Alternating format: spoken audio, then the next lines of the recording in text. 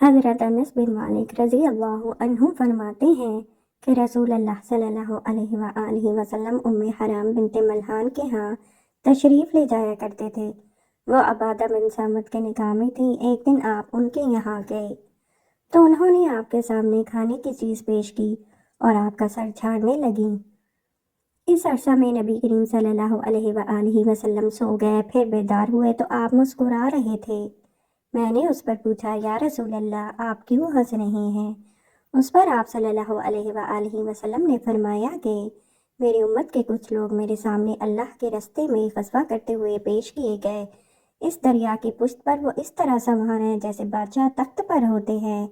اس پر ام حرام بنت ملحان نے کہا کہ میں نے نبی کریم صلی اللہ علیہ وآلہ وسلم سے عرض کیا، یا رسول اللہ سے دعا کرے کہ مجھے بھی ان میں سے کر دے۔ نبی کریم صلی اللہ علیہ وآلہ وسلم نے فرمایا کہ تم سب سے پہلے لوگوں میں سے ہوگی۔ چنانچہ ام حرام رضی اللہ عنہا معاویہ کے زمانے میں سمندری سفر پر گئی اور جب سمندر سے باہر آئیں تو سواری سے گر کر شہید ہو گئیں۔ رسول اللہ صلی اللہ علیہ وآلہ وسلم نے فرمایا، ایمان کی نشانی یہ ہے کہ انصار سے کینہ رکھنا نفاق کی نشانی ہے۔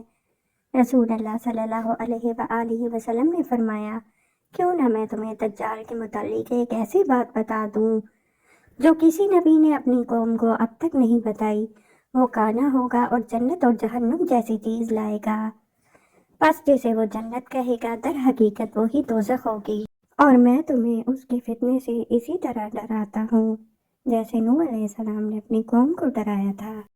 عبداللہ بن مسعود رضی اللہ عنہ نے کہا کہ میں رسول اللہ صلی اللہ علیہ وآلہ وسلم کی خدمت میں آپ کے مرض کے زمانے میں حاضر ہوا۔ نبی کریم صلی اللہ علیہ وآلہ وسلم اس وقت بڑے تیز بخار میں تھے۔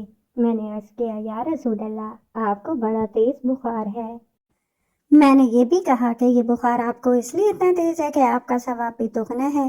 آپ صلی اللہ علیہ وآلہ وسلم نے فرمایا کہ ہاں، جو مسلمان کسی بھی تکلیف میں گرفتار ہوتا ہے تو اللہ تعالیٰ اس کی وجہ سے اس کے گناہ اس طرح جھاڑ دیتا ہے جیسے درخت کے پتے جھڑ جاتے ہیں۔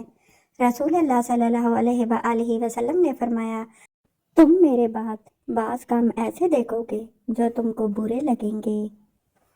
صحابہ نے عرض کیا، یا رسول اللہ آپ اس سلسلے میں کیا حکم فرماتے ہیں؟ نبی کریم صلی اللہ علیہ وآلہ وسلم نے فرمایا، انہیں ان کا حق ادا کرو اور اپنا حق اللہ سے مانگو۔